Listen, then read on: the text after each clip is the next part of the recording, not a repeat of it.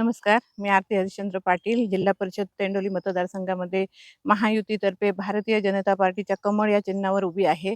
आणि म्हणजे आमचा मतदारसंघ एकदम मजबूत असा आहे आणि आम्हाला 100% खात्री आहे, की आम्ही नक्कीच या मतदारसंघातून लीड घेऊन निवडून येणार आहेत. आणि महायुती असल्याकारणाने आम्ही शिवसेना आणि भाजप दोन्ही पक्ष एकजुटीने काम करत आहेत तिकडे.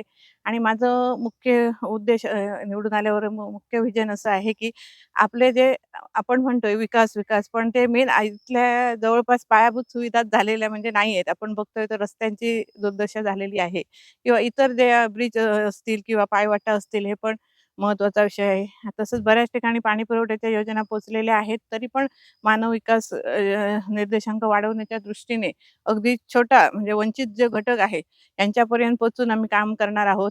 एवढंच सांगते. धन्यवाद.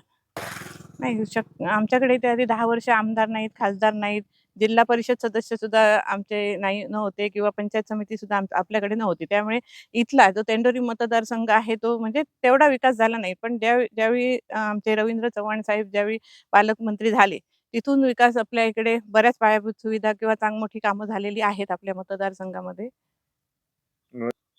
नाही, पर्यटनाच्या दृष्टीने आहेच हा म्हणजे आमच्या तेंडोली असेल किंवा अंदुरल्या भागामध्ये मुणगी भाग आहे, तिथे बऱ्यापैकी आमच्याकडे चित्रपट शूटिंग वगैरे म्हणजे होत असतं.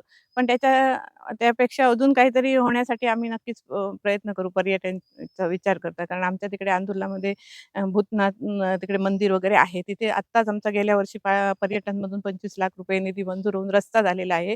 म्हणजे खडीकरण झालेलं आहे.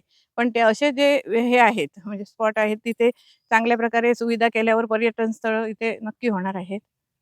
की आपला विमा योजना जिकडे चालू आहेत म्हणजे काजू किंवा आंब्यासाठी, आणि आमचे तेंडोलीमध्ये कंपनी स्थापन झालेली आहे आणि त्यांनी बरेच विमा म्हणजे काजूच्या आणि आंबा विमा हा विविध म्हणजे सहकारी संस्थेमार्फत केला जातो. पण काजूच्या बऱ्याच लोकांना गेल्या वर्षी ते सांगतील तुम्हाला भाऊ डिटेलमध्ये, म्हणजे त्यांना बऱ्यापैकी नुकसान भरपाई मिळून दिलेली आहे. ते पुढे ते सांगतील तुम्हाला काय आहे. 100%. विरोधक विरोधक आहेत, पण उमेदवार नवीन असल्यामुळे बऱ्याच ठिकाणी आम्ही बघतो तर त्या पक्षातले लोक सुद्धा सांगतायत की अनुभवी उमेदवार आहेत म्हणून. त्यामुळे आम्ही बऱ्याच ठिकाणी तेंडोली भागात वगैरे फिरलोय, तर शेवटी अनुभव थोडा तरी कामी येतो म्हणून लोक त्या दृष्टीने बघतायत. आरती हरिश्चंद्र पाटील.